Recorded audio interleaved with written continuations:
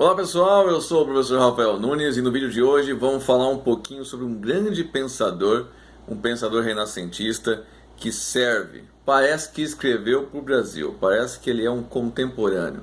Esse é o poder dos clássicos, né? Esse é o fascínio que os clássicos nos dão de escreverem há muitos anos atrás e, como eram pessoas à frente do seu tempo, servir para muitos e muitos séculos. Claro, cada clássico nos seus limites. As suas teorias têm limite e têm temporalidade também, são homens do seu tempo, não podemos esquecer disso. Claro que não servem para tudo, não é receita de bolo, a vida não é assim. No entanto, quando você vai pensando em política brasileira, vai vendo as maracutaias, vai vendo os acordos, os enxaves, vai percebendo que um político tal não é a salvação, o político A também não foi essa salvação toda. Enfim, as pessoas mentem. E aí uma frase que eu ouvi de um amigo meu esses dias para trás, que faz muito sentido e tem muito a ver com esse pensador que eu quero trazer para vocês hoje, pelo menos apresentá-lo de antemão, para que vocês tenham o desejo, a vontade de poder pesquisar um pouquinho e ler sobre esse grande pensador que foi Maquiavel. A frase é a seguinte: nem tudo que eu penso eu digo, nem tudo que eu digo eu penso. Claro que pura e simplesmente essa frase pode chegar a vocês aquela frase errônea dos críticos do Maquiavel em dizer que os meios podem justificar os fins, né? Ou melhor, os fins justificam os meios, né? É essa a ideia, de que independente, talvez você seja muito duro, talvez você faça algo muito reprovável, talvez, mas que essa coisa reprovável no final vai vir coisas muito boas, coisas interessantes e tudo mais, tá? É uma ideia errônea, Maquiavel nunca disse isso, foram os críticos, as pessoas que condenavam Maquiavel, que teceram esse comentário. Maquiavel, ele vai estar pensando um pouco mais sobre a questão da ação, mais sobre as ações humanas, efetivas ou inefetivas, que deram certo, que não deram certo, mediante a história, do que propriamente dito pensando em que você pode fazer qualquer coisa para manter-se ou conquistar o poder. Antes de mais nada, vai deixando aquele like, se você também, como eu, gosta desse pensador como Maquiavel, acha que ele é contemporâneo e entende que o que ele produziu ainda serve para a gente atualmente olhar a política brasileira e também internacional, mas especialmente a política brasileira, a política da sua cidade, a política do seu estado. Maquiavel é um autor importante que vai dar luz para você, e tenho certeza que se você estudar, se você ler o Maquiavel, pode ser O Príncipe, que foi um livro escrito em pouco tempo, um livro meio direcionado para um certo senhor, como um pedido de emprego. Olha como um pedido de emprego foi interessante. Escreveu aí menos do que 50 páginas para poder pedir emprego para um senhor, já vou falar sobre ele. Mas olha o nível do autor que nós estamos falando. Hoje em dia a gente pede emprego um pouco diferente. Mas é um autor que está falando das ações humanas. Ele está falando de coisa deste mundo. Ele não está falando de mundo ideal. Ele não está falando de ideia, nada. Ele está falando de coisas que acontecem no mundo concreto. E acho que é um dos motivos que eu acredito que ele é tão atual e que ele serve bastante para nós analisarmos a política de forma geral. Então deixa aquele like, se inscreve no canal se você não é inscrito, indique para seus amigos, familiares e vamos junto aí construir conhecimento, espalhar conhecimento para as pessoas, para que nós possamos fazer um mundo melhor, um mundo mais humano, um mundo mais digno e de certa maneira, depois de pensarmos Maquiavel e estudarmos Maquiavel, a gente não vai olhar para a política mais da forma que a gente olhava antes. Você não vai mais ouvir ou ler uma notícia do jornal e ter os mesmos pensamentos. Tenho certeza disso, que depois do estudo do Maquiavel você vai ser transformado, eu tenho certeza. O Maquiavel é um pensador renascentista. Ele é republicano, muita gente não sabe que ele é republicano. Ele é um pensador que, assim como Platão, ele virou adjetivo. É comum por aí você ouvir, aquela pessoa é maquiavélica. Isso no sentido pejorativo, o que não faz muito sentido, mas tudo bem. O outro que virou adjetivo também foi o Platão. A ideia do amor platônico. Muita gente não tem ideia do que é amor platônico e fica reproduzindo por aí. Nunca leu o Banquete e fica discutindo a questão do amor platônico aí. Mas Maquiavel é a mesma coisa. Muita gente leu só o Príncipe, ou nem mesmo leu o Príncipe, leu alguns críticos, leu a frasezinha de para-choque de caminhão e acha que conhece o Maquiavel e pensa que conhece o pensamento maquiaveliano, que é o termo utilizado para fugir dessa ideia maquiavélica dos críticos do Maquiavel. Então Maquiavel escreveu um livro, na verdade é um dos principais livros do Maquiavel, que é o Discurso sobre a Primeira Década do Governo de Tito Livio. Nesse livro, sim, você consegue perceber o pensamento político de Maquiavel.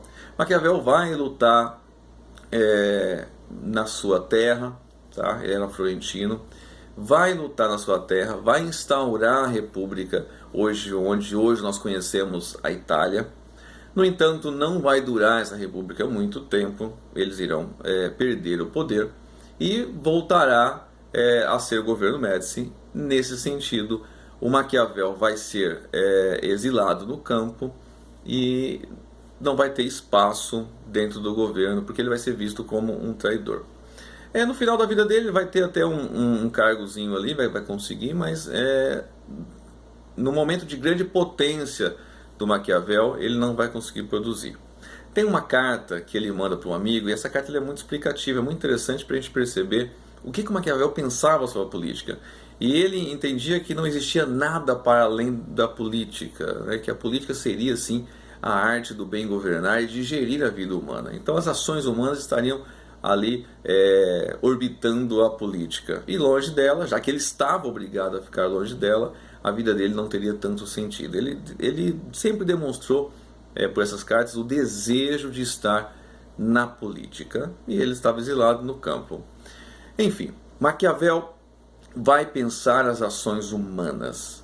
Ele é muito enfático em dizer que, por meio da história, por meio dos governos que deram certo, que ele iria falar, isso falando do príncipe, tá? Na carta o príncipe, principalmente essa carta, principalmente nela ele vai dizer, eu vou escrever de coisas materiais, de coisas que existem, de outros reinos, de outros governos, não compete a mim escrever. Escreverei sobre os governos, as ações dos grandes homens que deram certo.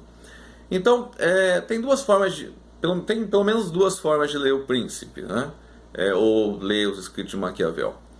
Uma foi um grande pensador que falou, escreveu também, Rousseau, Jean-Jacques Rousseau, de que, na verdade, o Maquiavel escreve o Príncipe como grande ironia, da forma de demonstrar para nós quão severos, né, quão mal os príncipes são em relação aos seus súditos. Seria aí olha, o Maquiavel está escrevendo para nos lembrar, para deixar claro para a gente que os príncipes são pessoas que não merecem governar. Então temos que tomar cuidado com esses príncipes, com esses governantes. Outras formas de ler o príncipe é entender que o príncipe, na verdade, o Maquiavel está escrevendo sobre os tipos de governo, como se manter no poder. Acho interessante a leitura também que o Napoleão Bonaparte faz. Até que necessariamente tem um livro que é comentado por Napoleão Bonaparte que não dá para saber exatamente se foi Napoleão mesmo que ditou para escrever, se escreveu, até porque foi no final, digamos, no final da carreira política de Napoleão. Então vários também queriam criticar e enterrar mais ainda ele. Então talvez não seja ele. Mas as duas formas de ver o príncipe é justamente essa. A ideia de que ele foi feito, escrito como um pedido de emprego. E alguns conselhos para que o príncipe mantesse o poder, ou a visão do Jean-Jacques Rousseau em relação a quem realmente os príncipes são, a natureza humana dos príncipes. Né? No livro O Príncipe, que é o livro mais conhecido do Maquiavel, mais lido do Maquiavel, inclusive traduzido para várias línguas, no Brasil existe há muitos anos, Maquiavel vai entender o seguinte: a vida do homem tem algumas coisas que acontecem que, infelizmente, a gente não consegue antever, não consegue prever. Algum enchente, que ele usa até o exemplo de enchentes e tal, mas é alguma coisa que acontece na vida do ser humano que nós não conseguimos antever. Esses acontecimentos, para o homem sair com sucesso desses acontecimentos, ele precisa ter virtude. E aí a virtude do Maquiavel não é a virtude no sentido moralista que nós temos hoje, né? Um homem virtuoso. É a ideia de viril, varão, virilidade. Esse homem que consegue, de certa maneira, da melhor forma possível, contornar a situação e dela sair vitorioso, sair com sucesso daquela situação adversa.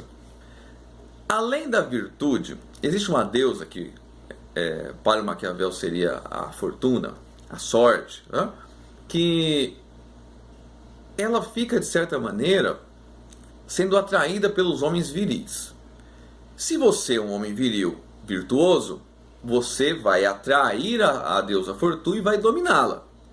Agora, se você não for, e aí o Maquiavel é machista pra caramba, né? Ele vai dizer que a deusa fortuna é uma mulher, e por ser uma mulher, ela precisa de pulso firme para você guiá-la e dominá-la.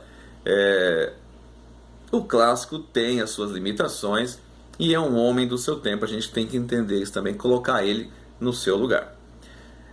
Então, para o Maquiavel, por mais que você consiga antever, por mais que você consiga ser virtuoso, coisas inexplicáveis acontecem, inclusive a morte. A ideia de que no final somos vencidos pela deusa Fortuna. Mas que dá para você, de certa maneira, levar 50% por meio das suas ações, por meio da sua virilidade, né? Ser virtuoso, e os outros 50% depende aí da deusa Fortuna, e infelizmente você não consegue fazer muita coisa. Para o Maquiavel, um exemplo de príncipe seria o César Borgia, né, filho do Alexandre VI, o Papa Alexandre VI, mas mesmo assim, mesmo ele conquistando vários reinos, sendo um cara virtuoso, mesmo assim, no final da sua vida, ele não consegue fazer um papa do seu lado político e vai ser perseguido e, enfim, vai perder para a virtude. O nosso vídeo já ficou um pouco extenso, mas eu gostaria de dizer para você, meu querido e minha querida, justamente ler Maquiavel, revisitar Maquiavel. Maquiavel é um grande pensador que dá respostas, e além de nos dar respostas, ele também nos deixa um pouco mais lógicos, um pouco mais tranquilos em relação à política. Além de ficarmos menos infantis. Essa briga dualista que existe no Brasil, de um lado ou de outro, você está de um lado, está do outro. Eu costumo brincar com meus amigos que é falta de Maquiavel na vida de cada um, porque lendo e entendendo Maquiavel, o seu pensamento, a gente consegue perceber que, na verdade, o desejo existe no ser humano. E diferentemente da Igreja Católica, lá na Idade Média ainda, quando Maquiavel vivia, não tem nada de mal em ser um ser desejante. Afinal, nós somos seres desejantes. E nós queremos, sim, coisas possíveis. E por meio do desejo, a gente vai querer, sim, mais coisas. Não tem nada de mal em desejar. No entanto, pensar a política na esfera da moralidade religiosa é se frustrar a cada eleição, a cada mandato, a cada lei nova sancionada, porque, principalmente se você for pobre no Brasil, você vai perceber que já foram 521 anos de leis que não foram para nós, pobres, mas sim para uma camada da população a qual representa quem está no poder. Então, ler Maquiavel é ficar menos ingênuo. Convido você, meu amigo, minha amiga, bora lá, vamos estudar um pouquinho Maquiavel e tentar, por meio do Maquiavel, ações práticas e concretas no mundo real, transformar a nossa realidade. Se você gostou do vídeo, deixe seu comentário. Se você conhece Maquiavel, escreva aí o que você já leu, o que você já percebeu sobre esse grande autor. No mais, aquele grande abraço, fui!